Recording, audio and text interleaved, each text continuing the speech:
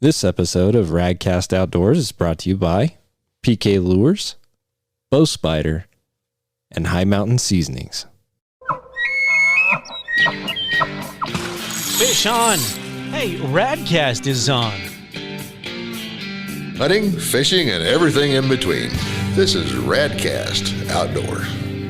Here are David Merrill and Patrick Edwards.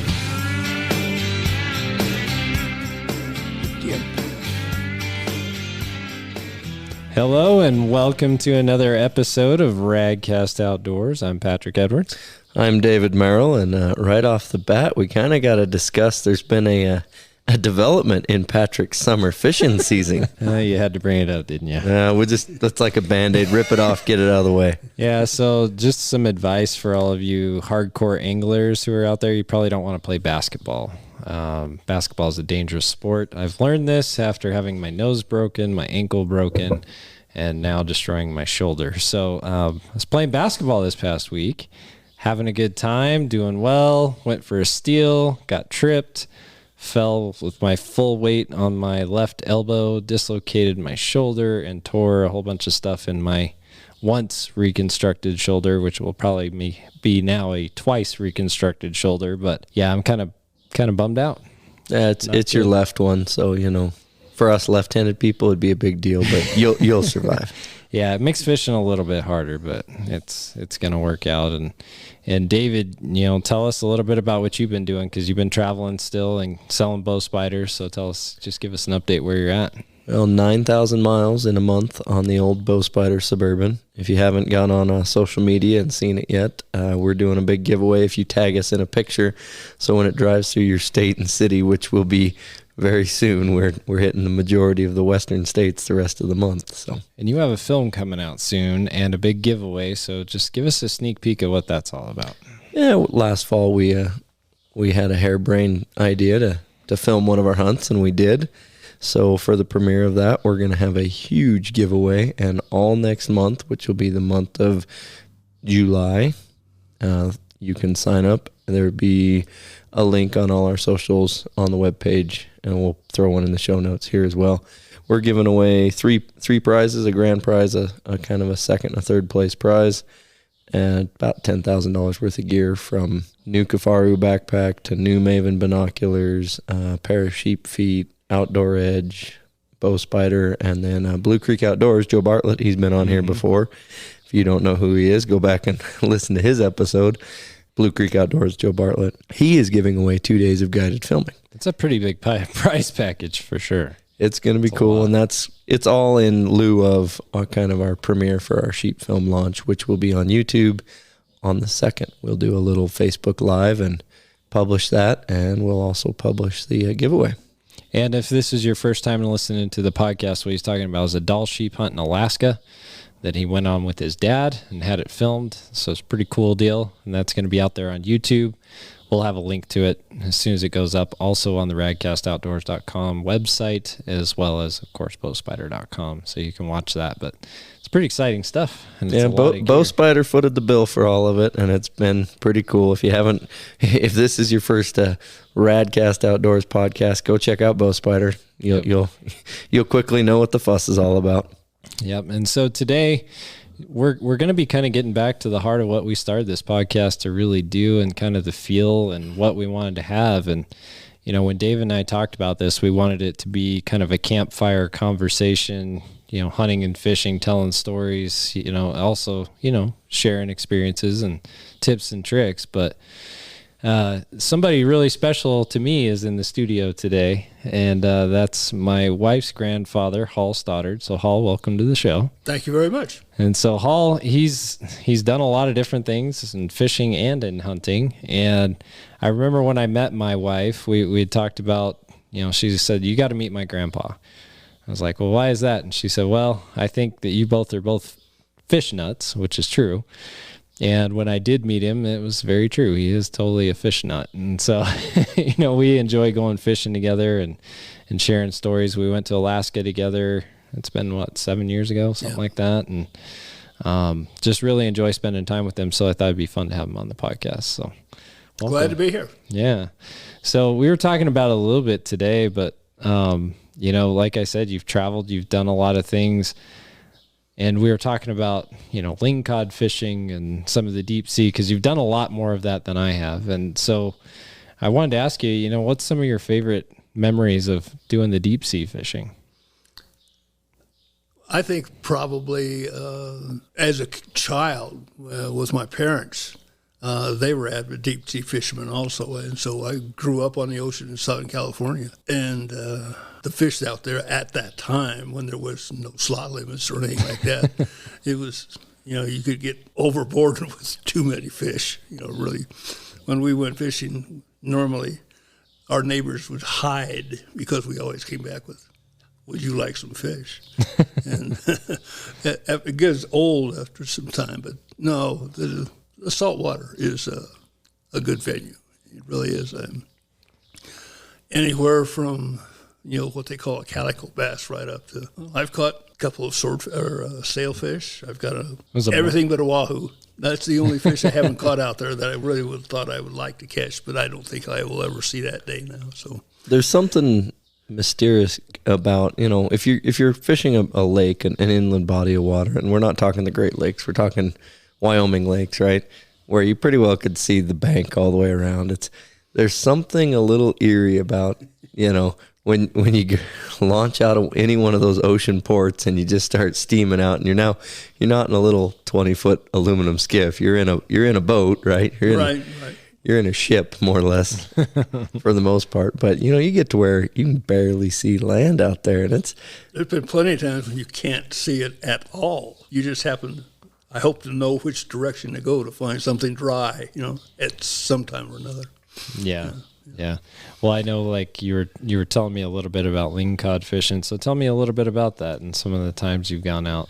Well, lingcod are, pretty severe predator fish, but they're in a very rocky structure, so it can be costly because of losing jigs, which is very easy to do. But the ling are, like I said, true predator fish, and actually you can hook a small rockfish or something like that, and the ling will understand that it's under duress and will then take it, and you think, that little fish is just suddenly, its attitude has changed immensely.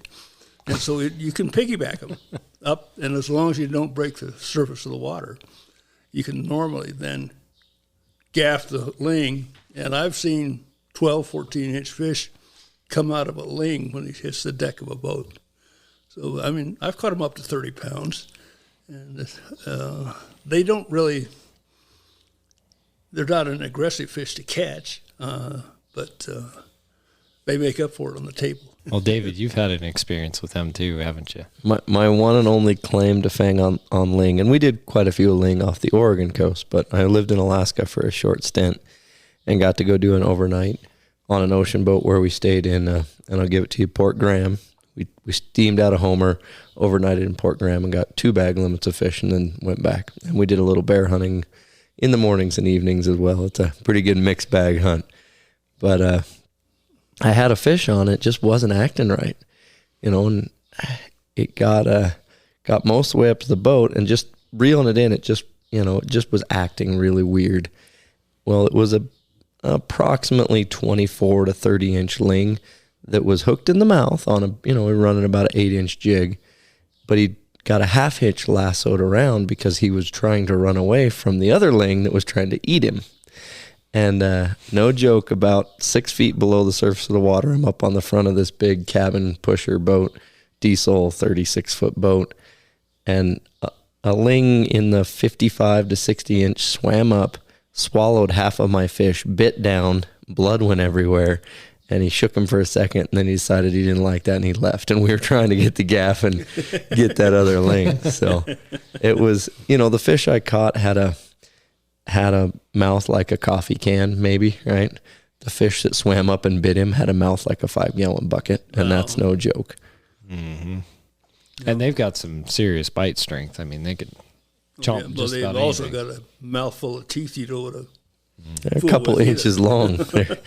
Yeah. No, very serious. Yeah. Yeah, you're not going to lip one of those fish. No. For the freshwater guys, just think of a northern pike on steroids. Yeah, with really strong jaws. Yeah, exactly. really strong jaws. But you did touch on to one thing that, they don't fight very hard. I mean, they have a little burst of fight, and then they kind of... You get the head shaking. Yep. I think they're a speed fish, right? They see that fish like you're talking about in distress, and they dart out of the rocks and grab it. Yeah, very predatory ambush type. They are an ambush. Yeah, they really do. But, like I said, they make up for it. Any of their fallbacks make up for it on the table. So, yeah. In fact, I don't know if I've got any to give you or not. Well, if you do, I'd be interested. My wife's got to go through the freezer first, and all our fish from last year is on the bottom of the freezer. And I'll tell you what, that ocean fish, a lot of people in Wyoming aren't very exposed to seafood, and ocean fish. And it's a different animal than your freshwater fish because it's just so dang good.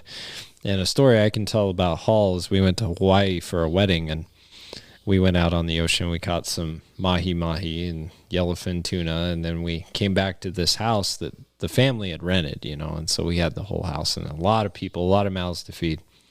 So Hall and I start cooking, and cook fast. we cooked up the mahi-mahi and put it on a platter and kind of set it to the side and started cooking tuna steaks that were about, 3/4 to an inch thick? Yeah. Something like that. Right. And what happened to all the mahi-mahi while we weren't looking? It all went down the tube. In fact, I accused my wife of letting people in off the street. Because I said, there's no way that we could be feeding this many people. Oh, man, that mahi-mahi disappeared in about a nanosecond, I think. Yep. That's awful good. Yeah. My opinion is nothing comes out of the ocean isn't good to eat. I mean, it's from shellfish on up. It's extraordinary, really. It's good sport. Yeah. What's your favorite out of the ocean? If you had to pick one, I know it's a tough question, but what would be your favorite? I think a big white sea bass is probably as good a fish as I've ever caught. And, they run in the 35 to 50 pound class, and excellent fish to catch, excellent fish to eat. They're really amazing. Yeah.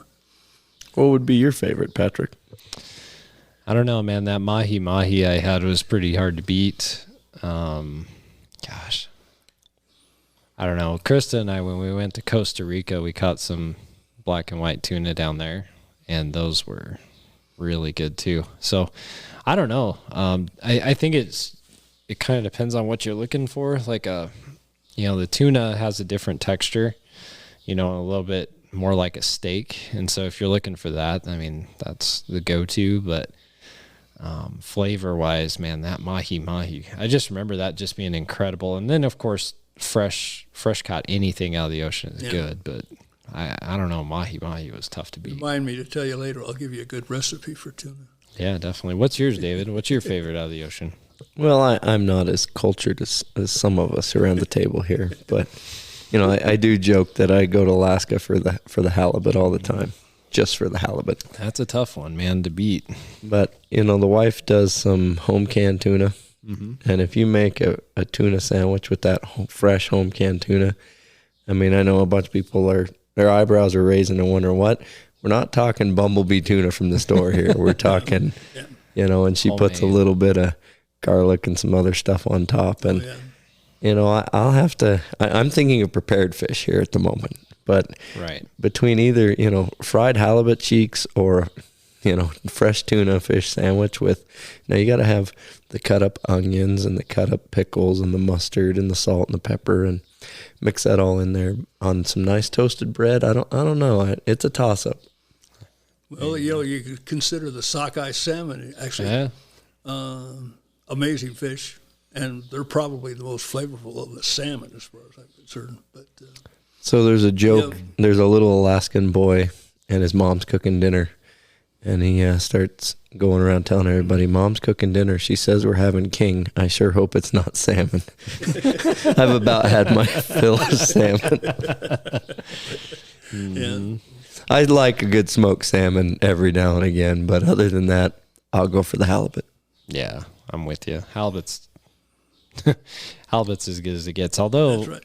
when we went up there, that first day that we got into them, and then we went back to the cabin, we grilled one fresh that we just caught. I mean, it was about a 4-pound hen. Sockeye? Yeah, out of the river. And man, it's pretty tough to beat when it is just alive and you cook it. I mean, that's good. That is very good. So I did cook a chum in Southeast Alaska. I wouldn't recommend it. It's marginal at best. Dog salmon, there's a reason they have that nickname. The sockeye, have the really red meat, and they are a really great canning, decent smoking, just a great all around. The silvers are actually my favorite to catch, and their fresh silver is great. One fish that a lot of people, even Alaskans, turn their nose up is humpies, pinks. Yeah, the pinks. But if you get one with sea lice still on it, if you're like fishing the Kenai, and you get one that hasn't, and they change color so rapidly, and they start developing that big dorsal hump, and they start consuming their fat, and they really quickly, they don't keep well. They're not a great fish. But if you pull one out of the river, like you guys talked about, put it right on the fire, especially if it's still somewhat silver and has some sea lice on it, it's pretty dang good. Yeah. But king, as far as it's got the fatty, it's one of the best canning meats. Yeah. But as far as fresh cooking, it's hard to beat that sockeye. Oh, sockeye is amazing. Yeah, it really is. And they're fun to catch. Yeah. When you just floss their feet, all you're doing is flossing them. We've talked about it before. Bare hook and all. Oh, yeah. It's crazy that, you hook into a 40, 50-pound king, and I mean, you've done something, but they just kind of go out the middle of the river and down to the bottom and sit there. Those 6 to 8 pound sockeyes will break 20-pound test flopping on top. They fight. Tough. Yeah, and the Kenai run is usually a pretty good sized run, because I came out of there one time with 4 fillets. 6 fillets. I'll take it. 6 fillets, and I had 24 pounds of meat. Oh yeah, you can. They get into some of those big bucks are pushing over 10, 12. Yeah. They barely get up to the 14, but I've caught a lot at 12 pound. Yeah. Yeah. That's a fish when you catch a buck like that, because those salmon are beautiful and they can pull. We introduced him to flossing. Oh man, that was so much fun. That was one of those trips of my life. It was like, I'm finally doing it, because I've told this story before, but being a young kid going to Alaska, seeing Alaska, but not being able to fish, it was hard, and then being able to go with Hall and his 2 boys, and man, we had a good time. It was so Caught a lot of fish. Yes, we did. We all came back with 75 pounds of fish. Just fish, And we went out off of Seward and got to catch some halibut, some rockfish, and even some Pacific cod, which was kind of fun, It's all a little bit different. Mm-hmm. Really, some of those areas, when you put a hook in the water, you don't know what's going to come out of it. That's a fact. Yeah. That's part of the fun of fishing in the ocean, right? You don't know what you're going to pull out. Because I think you were telling me that when you were a kid, you go off the coast there, you didn't know what you were going to get. No, and if you got into them, you always got too many. That's true. I mean, I can remember barracuda trips before there was a slot limit on the fish. And I've seen barracuda come out of the water and take an anchovy that you've thrown and it hasn't even hit the water yet, come out and take it in the air. And that's crazy, but they'll do it. But Pacific barracuda are smaller, because you get down there in the Florida country, you get to the 100-pounders. Out on the West Coast, if you get them up to 8, 10, 12 pounds, that's a big barracuda. But they're still good eating. Mm-hmm. Those are. So I went to a trade show in Florida this year, and we took an extra day and went deep sea out there on Florida. And one thing I noticed that was crazy is, having been Alaska, Pacific Northwest, going out of either Portland or Depot, the water's kind of gray-green. I'd call it mostly a dark green. That water there off Florida was just as blue as I've ever seen the ocean. And you can see forever down. That was crazy. Yeah, it's the Pacific's like murky. I mean, it's green and murky, and it's cold, right? That water down there in Florida was warm, and it was it was just weird. I, as a kid, we'd go swimming off the Oregon coast, and in August, you didn't last very long out there in the water. Hypothermia, here it comes. Here I am in February down in Florida. I go touch the water. I'm like, that's bathtub water, guys. Yeah, that's pretty cool that you got to do that. We didn't catch any fish, but I did get to see some flying fish.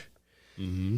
And that's something I'd never, and okay, people talk about this or that, but those little suckers, I mean, the boat would scare them a couple times when the boat was porpoising over a crest of a wave, and 15 or 20 of them would jump, and, they swim, jump, and they lock those little wings of theirs 200-300 yards, and they go with the waves up and down, as the waves are rolling through, they kind of like surf the wave, just 6-12 inches above, and sometimes they only go 30 feet, but a couple times they went 400 yards. And they're not a big fish. I mean, 12, 14-inch fish, but their wings are about that much too. And, yeah.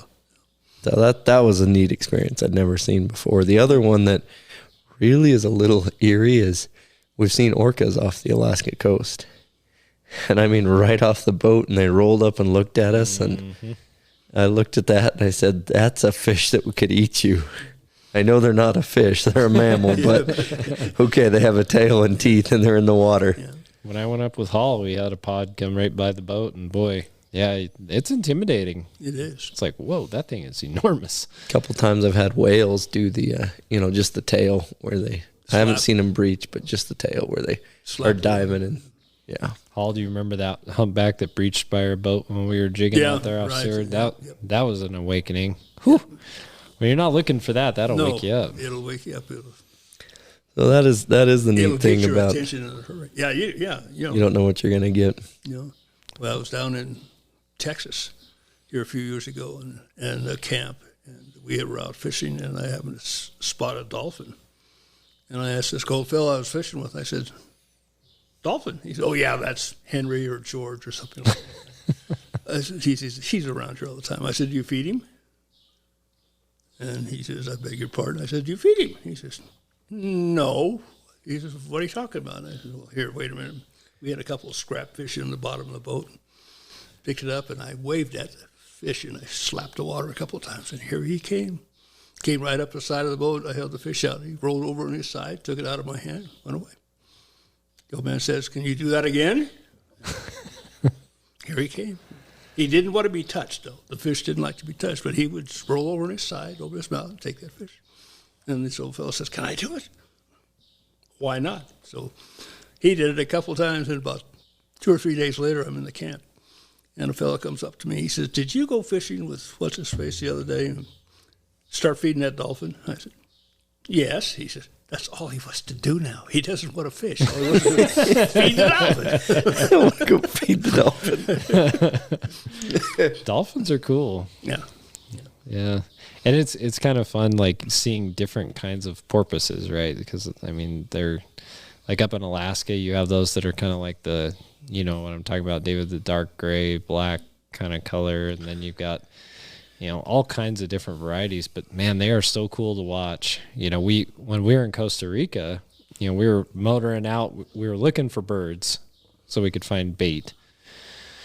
And we saw a bunch of birds off on the horizon, and sure enough, once we got up there were a whole bunch of these porpoises, these little dolphins. And I mean, they were out there just tearing it up. And that was cool to watch because they work together. Yeah. I mean, they're really intelligent. They'll encircle a fish and force him into a tight core, and then they'll just go right through them. Yeah.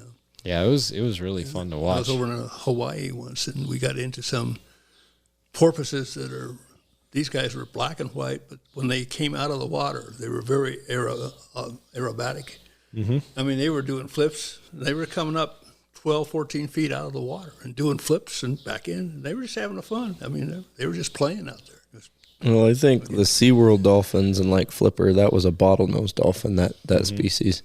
The one you're talking about in Alaska is the Pacific white-sided dolphin. And they look kind of like almost like a orca, not quite as dramatic black and white, but they're definitely really cool. They have this white speckled stripe on them. They just don't have the big dorsal. No, they don't have the big. They're yeah, the dolphin. No, the orca's got. Yeah, the orca's got a 3-footer or more. Yeah, it's pretty crazy. Yep. So yeah, and they like to the Pacifics, when the very first trip I went to Alaska, we took the Alaska Marine Highway ferry, and we rode that up to Ketchikan, and then we got a float plane out to our fishing cabin we rented and fished. And I remember, because it's a 3 or 4 day ferry ride, people were duct taping tents off the back, and we just slept, rolled a cot out, rolled a mattress out on the front. And you could rent a cabin, but we just slept on the deck up front. And every once in a while I'd go up front and look, and the dolphins would be playing in the wake of the boat, which is neat to see. Oh, yeah. They're a really cool animal. But yeah, it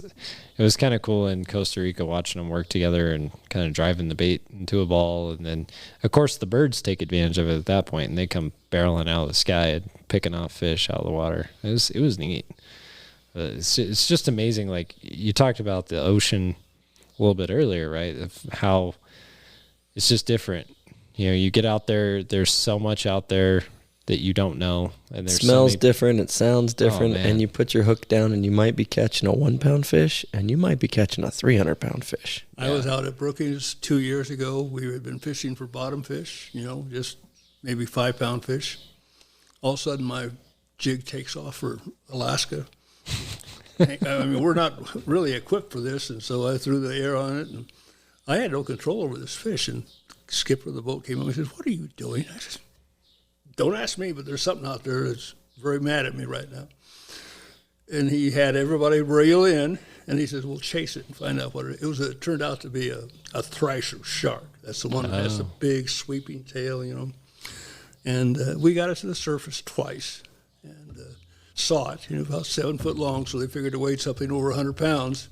They really wanted to get it, but he took a dive once, and of course we're using braided line. Braided line and cut the line on his teeth. Yep. Cut it on his tooth, and away it went. But, boy, I had fun for a while. That's one of the coolest looking sharks out there, too. Oh, yeah. They get that huge long tail. Very long. They're supposed to be very edible. The guy on the boat said, "Well, you're going to share it. If we land it, we're going to share it with everybody." I said, "I don't care, So then I got on the internet and looked up recipes for thresher, and a bunch of them. So. I remember on free fishing day, we went on a deep sea, and there's free fishing weekend in Oregon where you don't have to have a fishing license or a tag or anything. And it's just to, do recruitment for the sport of fishing. We went deep sea fishing for the weekend, and I was dating my wife at the time, and my father went, and my sister went, and I went. And, when you're jigging in the ocean, you just let it right down the rail and just drop it and get down to the bottom as quick as you can. Well, my wife had gotten bored, so she started casting that jig out there. She caught about a 25, 30-pound salmon. Maybe, wow. I mean, it hit the water and maybe fell 10, 8 feet, and she landed it on that bottom jig, and we got a picture of a ling and a sea bass and a salmon that day. Yeah, that's pretty cool. I know when we were in Alaska, I kind of got bored with the rockfish there for a little bit, and we could see on the sonar that there were salmon, cruising the middle of the water column. And so the captain was like, "Why don't you reel up and, see if you can catch one of those?" And we caught a couple of really nice silvers doing that. Yeah, we did. Yeah. I mean, those are fun. I like those silvers too. Yeah. To be effective, you troll a herring in that water column with downriggers, right, and get it right in their face. And I can't quite remember the speed, but relatively slow. Not half a knot, but not 3. About a mile and a half. And that's a very effective way, but in my mind it's kind of boring, right? Because the fish pops off the downrigger, it's already hooked, and you just kind of reel it in. And they fight, but it's just while you're fishing, you're just standing there waiting for a rod to pop off a downrigger. Right. You get on the kenai and you start, I like to throw either eggs or a spinner and, sometimes even flies, like a purple egg sucking leech. Those silvers will pound that fly, and they come out of the water usually twice. Hand-to-hand combat, man. I foul hooked a silver about a Seward one time that, I don't know, it probably weighed 15, 16 pounds, which, it's good silver, but I had it in the tail. It's kind of hard to bring them in the wrong way in, right? I thought we'd never get that fish in. I didn't, when we finally got it in and saw that it was hooked in the tail, it was no big deal. You let it go. But I'll tell you what, it was a handful. It really was. I've seen some sockeye come in the wrong way and just eat people's lunch. They just, because they get them right up to the shore, right? And they're trying to reach down there, and that fish just goes to hypertail and just gives them a bath right there and right then. I caught a nice buck when we went up, a real nice one, and it had 3 or 4 hooks in its back. Jewelry. Yeah, and I mean and it was a bigger one. I think you remember it was a good one, and it was a good fish. And it was like, well, I see why they got broke off. I mean, I can't even imagine trying to land a sockeye hooked in the back. I mean, they're just so powerful. And they're not a large salmon. They don't get much over. They're charged with electricity. Yeah, well, I've noticed 14-pound sockeye is a big sockeye. Yeah. Oh yeah. I've noticed leader length really plays into catch. If you're much under 12-inch leader when you're flossing, that doesn't give you a very wide swath of water column to actually hook a fish. But you get much over the 30-inch kind of leader number. We were over that. you get into that 50, 60-inch leader, and you get more snags because you're those fish are swimming up in a pretty tight school, and the first fish you got like 3 abreast basically. The first fish is tugging on the weight with his mouth, and he's actually foul hooking the fish where the hook's at. So you got to play around with that leader length a little bit and figure out what's working for you and your speed of the Kenai jerk, I call it, because it's you develop a feel for it.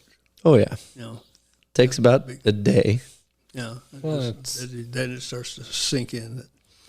There's fish there. It's just like walleye fishing. Like when you're a jig fisherman, you got to get the feel down. I mean, it's just any kind of fishing, right? I mean, each has its own technique. Yep. There's techniques to each individual fish, really, when you come right down to it. Mm-hmm.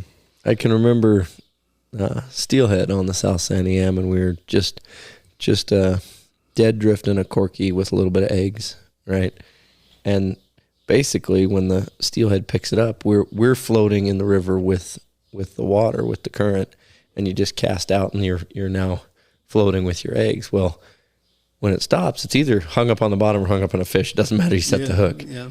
I remember I went with this guy I worked with new in college, and we took one of the other guys we worked with, and we each put 6 fish in the boat, catch and release, and he'd gone with us 2 or 3 weekends in a row and could not hook and could not land a fish.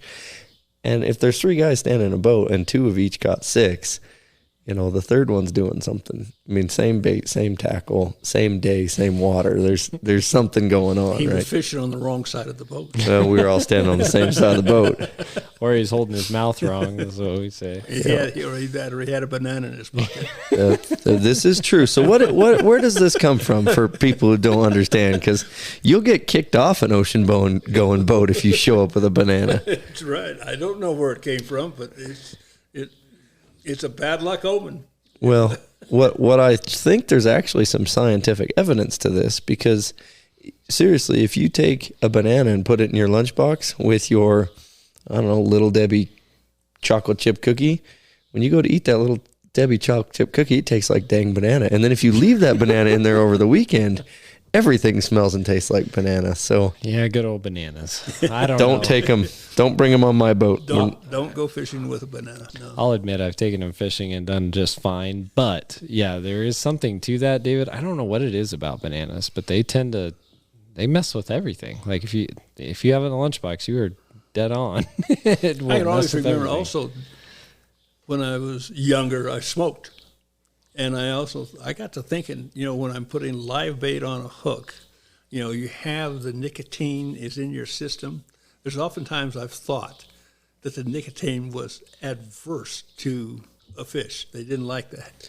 So I can't speak scientifically of that observation, but I can, substantiate that when we went king salmon fishing here a couple years ago on the Kenai, we had the junkiest boat out there in the water column with 50 other boats, and we outfished every other boat that was out there that day. But I had brand new fresh sockeye eggs that I had prepared with gloves on, set them out on a rack, cured them, put them in the gallon bag, and then when we baited up, I wore gloves as well. So there's no human scent on those eggs. And I think people buying the store-bought bait that's old and rotten, and bait is important, especially for trout and salmon, because they do have such a good sense of taste and smell. Sensory, yeah. So they're critical with that. I mean, I believe that for sure. And I did it a really loose cure on those eggs, so they're really milky. They didn't last very long, right? They fell off pretty quick.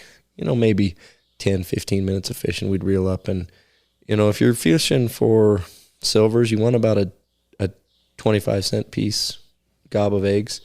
When you're hitting those king salmon, you go for a 50-cent piece, a good gob of eggs. Yeah, it makes a big difference. I think the human scent is really adversely affects a lot of fish, more than just necessarily salmon. Trout, I thought it was really hurts when I was trout fishing. They use their sense of smell so much. I think we don't quite understand it as much as we probably should as fishermen, but I think there is something to it. Like, people ask me, why aren't you, putting your hands in, bug spray or, sunscreen, things like that when I'm fishing? Well, it's for that very reason. I mean, they can smell and taste that too. And I mean, another real starting fact of that is a blind trout will bait right along with the ones they can see. You find trout that are black and, their eyes go white. When I was working for California Fish and Game at a hatchery in Central California, we'd have some that would go like that. And they lived just as well right with the other fishes as not.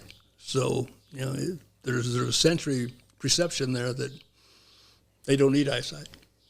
Well, I think that lateral line, they can feel vibration through the water, feel stuff that's coming, or, sense things that are around them. And then, like you said, that smell, I mean, they can tell real quick what's something to eat and what's not. So that makes a big difference. So tell me, in that job, what was one of the more fun things that you were able to do, or some of the fun memories you have? The one that was the most fun, I can't talk about because people get really upset. But I like to go out when we used to air plant fry. Oh, cool. In some of the lakes up there in Central California. And we'd go out actually in boats and be on the water when the plane came by. And our job was to keep any birds off the fry until they went down deep enough to get off the surface. They're going to be a little disoriented after they get dropped out of an airplane into the lake. Yep. And they just kind of swim around the surface for a while. And so we'd go out there and run around in a boat and scare off birds and whatever else we could get out there until they finally would go down into the water. But that was pretty cool. Because they're easy pickings to a seagull until they get their butts down deep into the water. That's sure. That was our main problem with seagulls. So were they doing it like just a low flyover with an airplane and just open the hatch? Open up let them go? The back end and let it go, just like you do out of a truck. Just here it all comes, water and fish. Is it like, because I know they do that here in Wyoming for like golden trout and stuff like that. It was horse pack to start with. Yeah, back in the old days, yeah, for sure. But is that what they would just kind of do, is just kind of take the airplane in nice low and drop it open? And low because, the less distance they have to fall, the less impact there is. I mean, of course, there's a lot of water comes out with them, so it's the water that's with them breaks the surface tension of the water they're falling into because, as well as I do, the water's hard. Mm-hmm. So if you can break the tension, the water's surface tension, then the fish can enter the water and not to get too much damage to them. I mean, you're going to lose some. You can't help it. But yeah. It's interesting to me just because, there's a whole lot of stocking that happens still via aircraft. I mean, there's a lot of places in Wyoming, to your point, David, unless you're going to strap them on your back and hustle them in there, you're not going to be able to get them in there because there's no roads or anything like that. So I know golden trout is a big one that the Game and Fish stocks that way, cutthroat trout, things like that. What were you guys stocking in California? Mostly all rainbows. Rainbows? Yeah, it's exclusively rainbows. We had one hybrid, I don't remember now what we called it, but it grew quite quickly. It was a fast-growing fish. So on the South San Am in Oregon, there's a hatchery run of steelhead, and they cut that adipose fin off. The adipose fin off the dorsal side. Well, they do this horrible thing to those steelhead is they recycle them, is what they call it. So they have a trap right at the base of the dam in the fish ladder that goes up. They just, about a third of the way up the fish ladder, they have this holding pen, and those fish are released right there at the bottom of the dam. So they always come back to spawn. Well, they take some of the bigger hens and bucks and put them in their spawning program. And I got to help volunteer as a kid with the local Northwest Steelheaders Association. I got to help do that spawning. So we'd, get in our chest waders and go in there, and we'd have to take an iodine bath so that we weren't bringing foreign bacteria in and stuff. And we'd get to milk the bucks and the hens. And I had a net, and two guys would go walking down this, 60-foot long, 3-foot deep, 8-foot wide holding pen and catch a couple and bring them up. And the biologist is there overseeing all of it. But the ones that, once they had enough fish for their, hatching program, they just would recycle all the other fish. And so they drive them about 20 miles back down the river and have this 16-inch, pipe, and they back the truck up and throw the steelhead back in. And I was there a couple times. I'm like, could we just put a net right at the bottom of that pipe and catch one of those? Because I'm tired of trying. Average is 40 hours for a steelhead in Oregon. It's a tough fish. I've been up in Idaho a couple of times for steelhead up there on the Salmon River. No, the Clearwater up out of it's a big dam up there in reservoir, and that's where they do a lot of clipping of steelhead.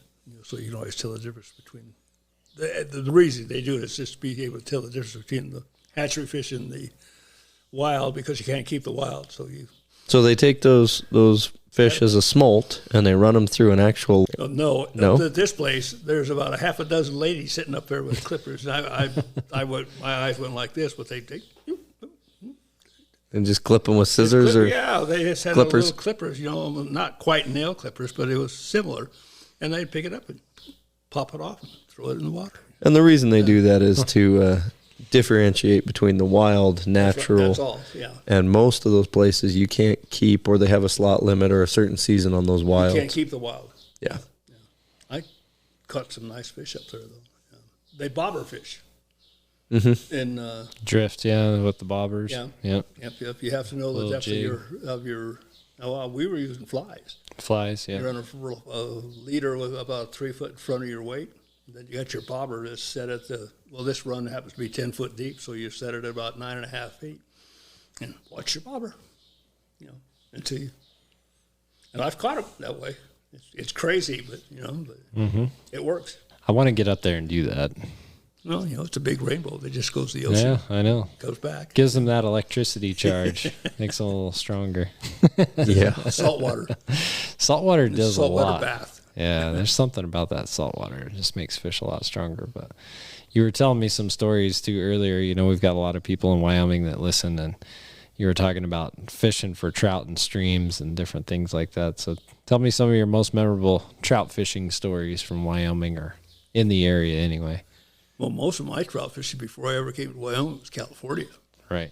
And did a lot of fishing there, And at the time when I was fishing, I thought I was a pretty good spin fisherman. So, that's all I fished. No bait, no flies. I'm dyslexic when it comes to fly fishing, so,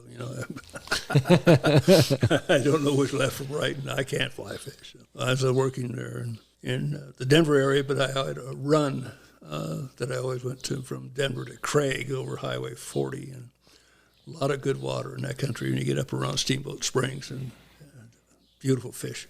Yeah, there's a lot of big ones. I know David, he likes to go hit the fly fishing part of it up a lot more than I do, but that's the ADHD coming out in me. And, we're okay if we go spinner fishing, Patrick, or river fishing, and bobber fishing's okay, like we were talking about here a moment ago, for steelhead if we're drifting through. Yeah. But hey, let's toss the bait out and set the rod and just walk away from it, whether it's in a boat or on a bank. Don't sign me up. Don't take me. You're not going to have fun. Yeah. Yeah, it's too hard. Well, it's a successful way for a lot of people to fish, though. Oh, I'm not denying that. Yeah. It's just boring. You test my patience too much. We find the tolerance of David's patience. It's like my wife says, it's like watching grass grow, so. Yeah. But for some species like, catfish, sometimes that's the best way to go. Sometimes even trout, like a power bait on the bottom or something like that's pretty good. But yeah, I would much rather be casting and retrieving something. Yeah, moving. Yeah. It's just a lot more fun. I get tired of sitting. Yeah. Waiting for something to happen, right? Mm-hmm. Yeah, I don't know. Fishing is a lot more fun when you're more active and engaged in it. But I don't know. But I did want you to share a recipe because you shared it today with our friend Rick, and he had never heard of it before. And we'll talk about High Mountain Seasonings as well real quick. But, High Mountain Seasonings is one of our podcast sponsors. They're a great friend of the show, and, they really help us out a lot. Hans and the crew over there are great. If you haven't checked out High Mountain Seasonings, you need to do that. It was about 2 weeks ago. I had some family in town. It was one of Hall's granddaughters, Jessica. She came up with her kids, and we cooked up some walleye, and we used a couple of the different seasonings with some butter. Did you try the Bayou bass? We did. We did Bayou bass, and then I was like, you know what? I'm going to try it, but they have like a Western trout style seasoning. I put some of that on the walleye too. It was really good. We just pan seared it in some butter and had fish tacos with a little bit of coleslaw. Man, that was pretty darn good. So the cool thing with High Mountain Seasonings is whether you got fish or fowl, whether you got beef or elk, venison, whether you're doing your own pork, it doesn't really matter what the protein source is. They have a seasoning to complement it. Yeah. In fact, I fed Hall some of it last night. He was kind of looking at my seasoning and goes, why do you have this hickory burger that you're putting on some of these pork chops? But it turned out really good, didn't it? Gives it a little bit of that hickory flavor. And then I also use some of their garlic pepper rub, on there. But like to David's point, it doesn't really matter what you're cooking. It's really good stuff. So go to highmountainjerky.com. It's HIMTN jerky.com. But yeah, you were sharing a recipe with basically the whole cavity, the whole body of a trout once you catch trout. A big trout. Yeah, a big trout. You take the head, take the guts out. Then what?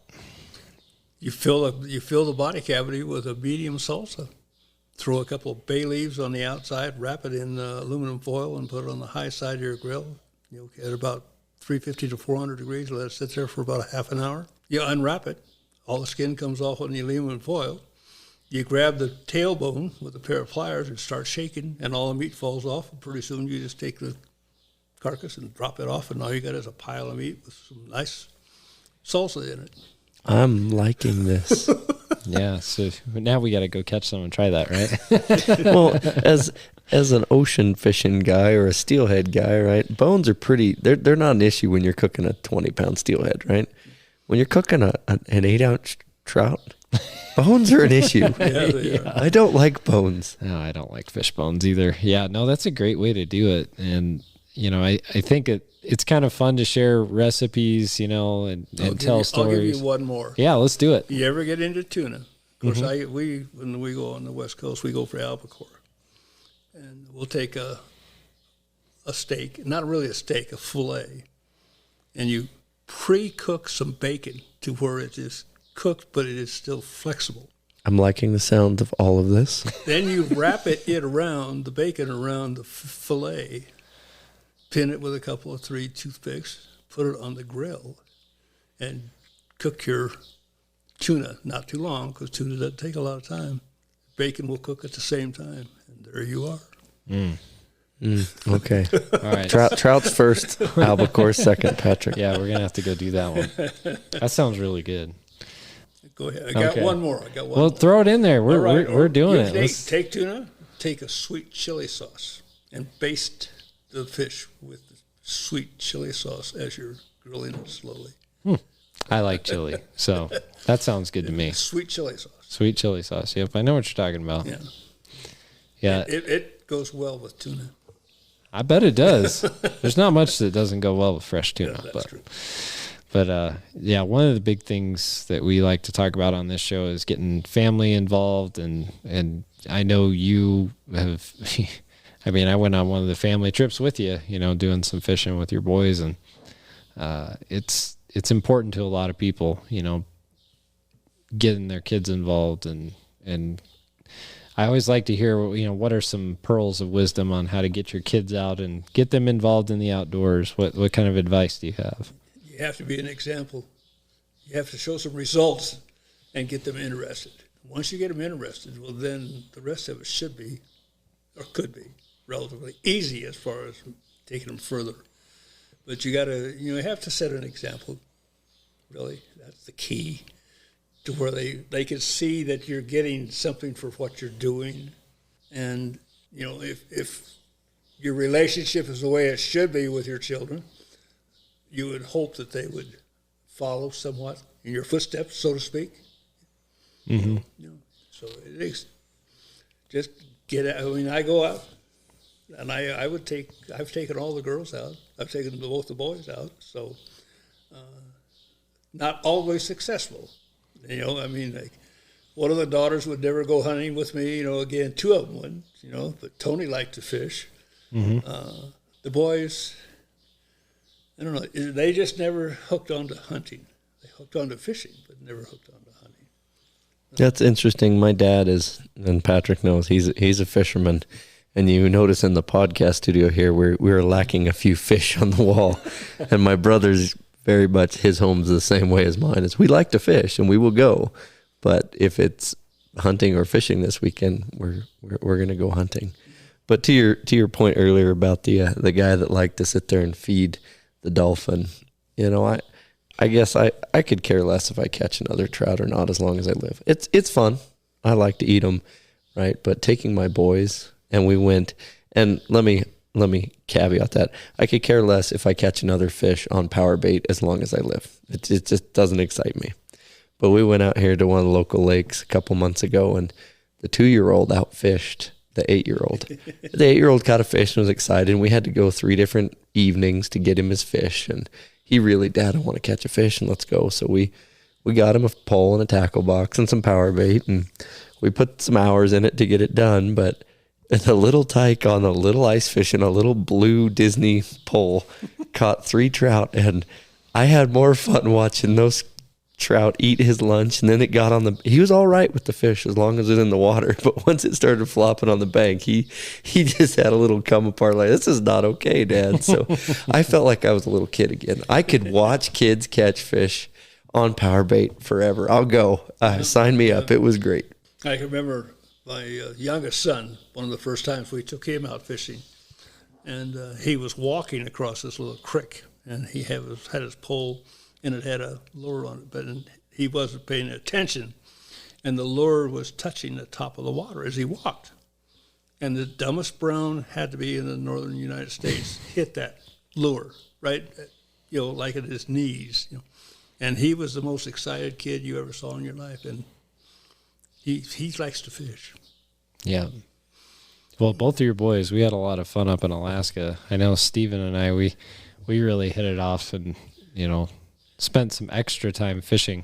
One day we went out of Seward. We got up really early, caught the charter, went fishing, came back. And so we're sitting there in Soldotna and Hall and Scott were tired. So they went and they hit the sack, and Steven and I looked at each other and we're like, I think we can go catch some more. And we fished till 11:30 or so at night, and it was still light out, and it was really cool, Hall, because I got this nice buck that I caught, and he was probably about 8 pounds. And right behind me, I've got a picture. There's a rainbow across the river, and I'm holding that fish, and that was pretty cool. We had a heck of a good time doing that. But those boys really do love fishing. I think the funniest part about that whole trip was that I foul hooked a sculpin about 3 inches long. I've got a picture of it. And I'm saying, I didn't spend $5,000 to catch a foul hook a 3-inch fish. We got to do something better than that.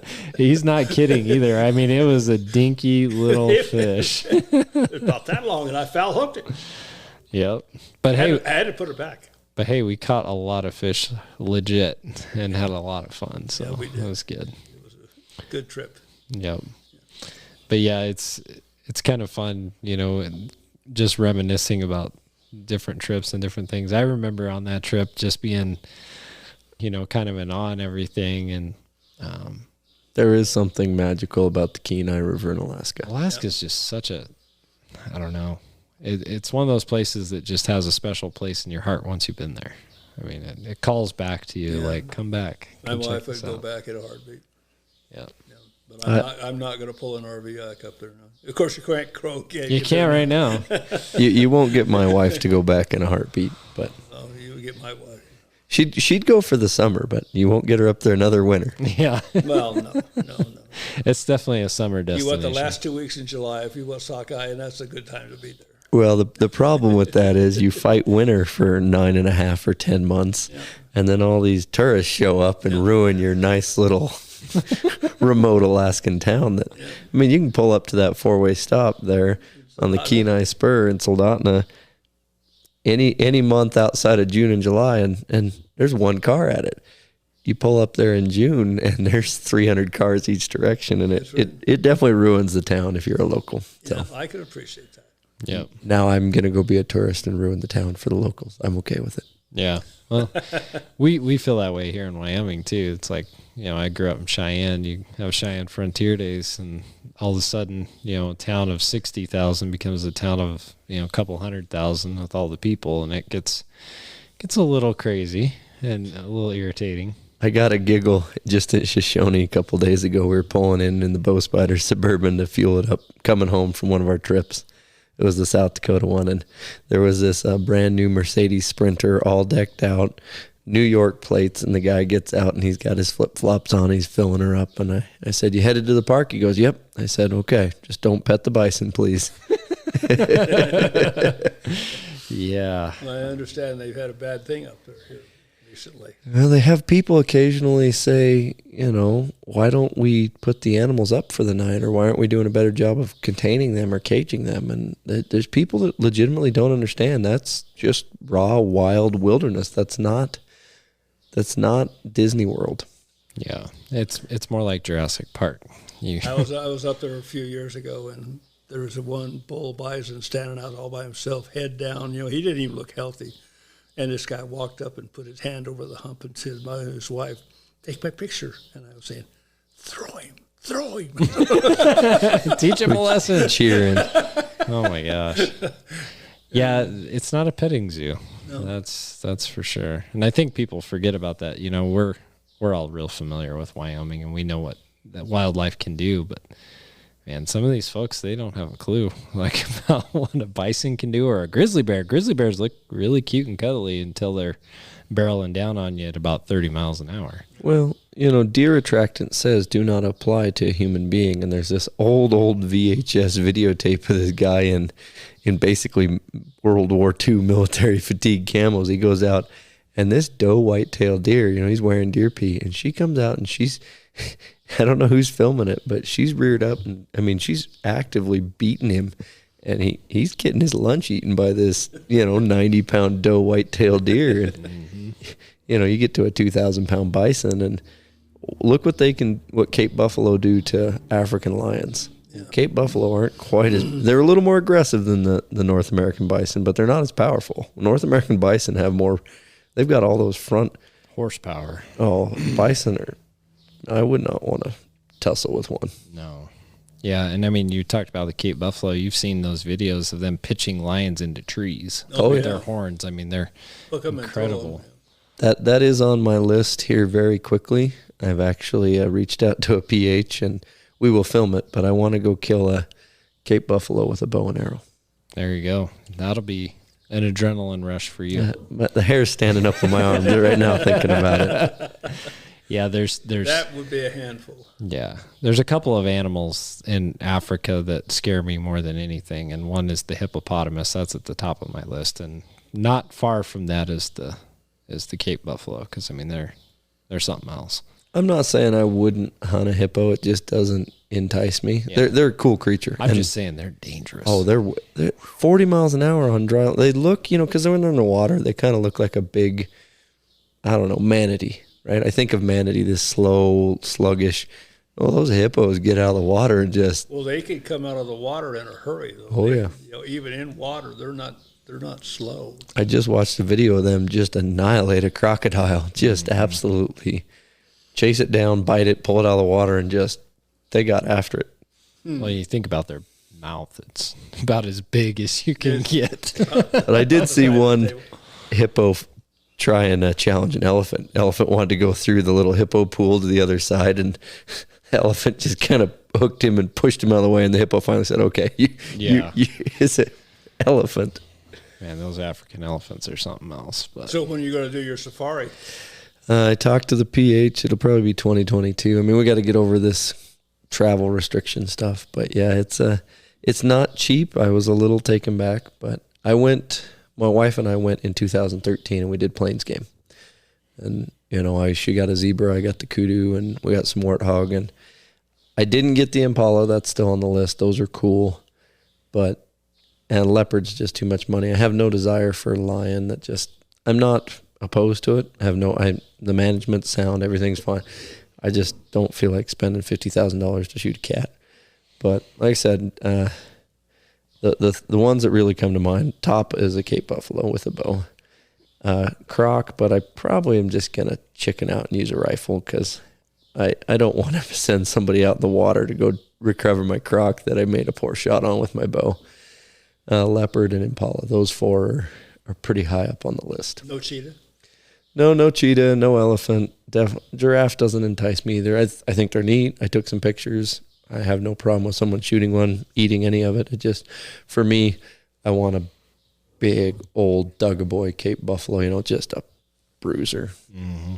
And yes, I want to sneak into about 60 yards, and we'll see what happens. See if I survive or not. have someone behind you with a 460 or something like that as your backup. Yeah, the PH that took us in 13, I reached out to his brother actually, because unfortunately the PH that took us passed away due to diabetes complications. But I reached out to his brother and kind of as a little bit of a memento and memorial and said, hey, what we charge? I want to do this, and I want to do it. I don't want to do it on a ranch. I want to just go out in the savannah and we'll hike around until we find one. So that's on the list, but it'll be fun. We have to we'll get those in this room, but Patrick and I have talked about it. We got to get a king salmon on the wall in here. There might be room for a small sailfish, not a big one. So we're going to get a few fish in the podcast studio. I caught 2 sailfish in one cast. Really? Massive Mazatlan, yeah.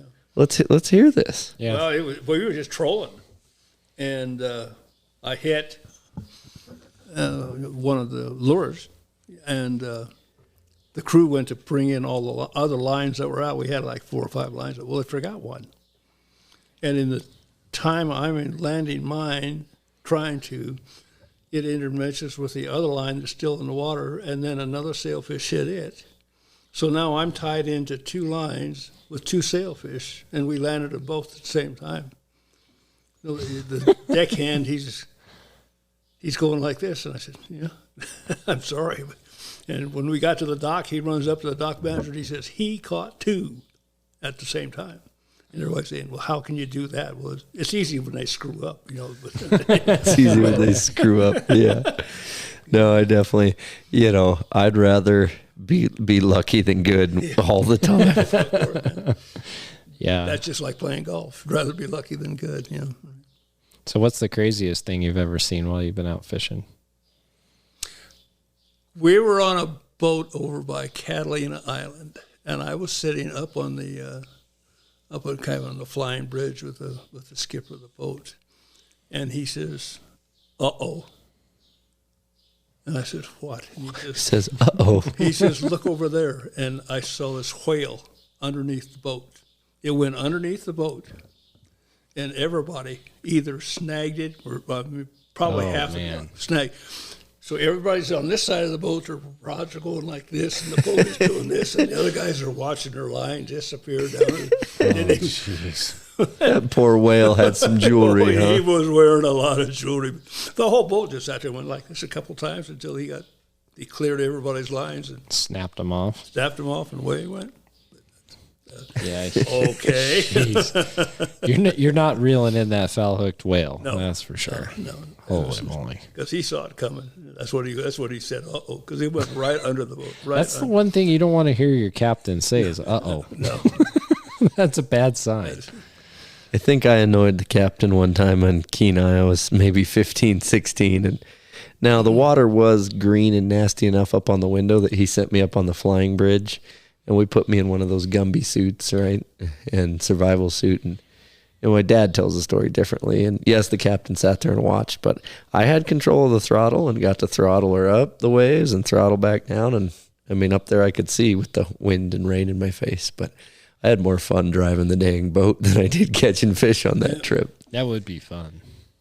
I know my son Benjamin loves driving the boat a lot more than he likes fishing, but that's his personality. He loves to drive stuff. So he's a handful, but that's all right. That's when he says drive. That means drive his parents a little bonkers at times. I was driving the captain bonkers. That's why I said, hey, let's put you up there. I'm sure he could have seen just fine to drive the boat. Yeah. So we need to talk about another one of our sponsors before we finish the podcast, but PK Lures is definitely a good business to do business with. You know, I know this year I've got a number of friends who've reached out and said, hey, you know, I went out there and I bought some of those lures and put them to the test and they work. And yes, they do. I'm not telling you fairy tales, I promise, but they are very effective this time of year, being summer period for walleyes. I recommend you get the PK Wobbler, PK Dakota Disc, and some of their crankbaits, do some trolling. We do have a promo code with them. Yes, and if you put in RAD at checkout, you can get some free Wyoming blades if you buy a spoon kit. So that's something you should check out. But great company, great group of people. They're catching a lot of fish right now. I know Kurt, he's on the tournament circuit. He's the owner, and he's been doing really well. So go out and check them out, pklure.com, and definitely tell them that we sent you. That helps out quite a bit. Yeah, another company we want to talk about is one of our locals and one of our favorites, and that's Fremont Stoneworks. They make some incredible stone signs and glass engraving. So if you haven't checked out fremontstoneworks.com, you need to do that. We have some of the glasses on the website, and they're pretty cool. I like the elk one. I like the walleye one. So it makes sense, right? So anyway, you know, Hall, it's a lot of fun getting to have you on the podcast. And we've had, you know, I told you about it, we've had lots of different people on, but it's always really cool for me to have somebody on like you, because, you know, I feel like you and I are kind of like kindred spirits on the fishing, and we sure enjoy going together. It was kind of funny today. It was kind of comical. I had a buddy who offered to take us out, and of course I'm one-armed man, but I got to net a lot of fish for you today, so you did all right. We did well. And he even caught a carp that is one of the biggest carp I've ever seen in Boyson, actually landed. I'll post that in the show notes as well, because it gave him quite the tussle. It did. It was a handful. Yeah. Do you know how I've been trained to cook carp? Throw them out? No. You go get the nicest cedar plank you can find. You fillet it out, pull all the bones, put some nice seasoning on it, cook it at 350 for about 75 minutes, pull it out of the oven, throw the carp away, eat the cedar board. That's what they used to say about, what was it? You used to be able to catch, and you actually, you put the hot water in a boot. You cook the fish in the boot, and then you threw the fish in the waterway and ate the boot. Yeah, right. I like that one. I'm going to remember that one. That's pretty good. I like that. I hadn't heard that. I've heard the cedar plank one, but yeah, that's good stuff. Well, to everybody out there, you know, get on RadCast Outdoor. Tell us what you want to hear more of, what you don't want to hear more of. Definitely go support all those sponsors. We couldn't do this without them, and we really do appreciate them. Yep. And there's always new stuff coming up. David and I, we're kind of in the busy season right now for Bow Spider, but there will be a lot more content coming. Stay tuned. One of the ways you can help the show, if you like the show, is to go rate, subscribe, follow, go on our social media, follow our pages there. And then, of course, the best way is to tell other people about it. That helps us a whole bunch. So we're going to adjourn for this one, but we will come back with some more episodes here in the near future. And thanks again for listening to RadCast Outdoors.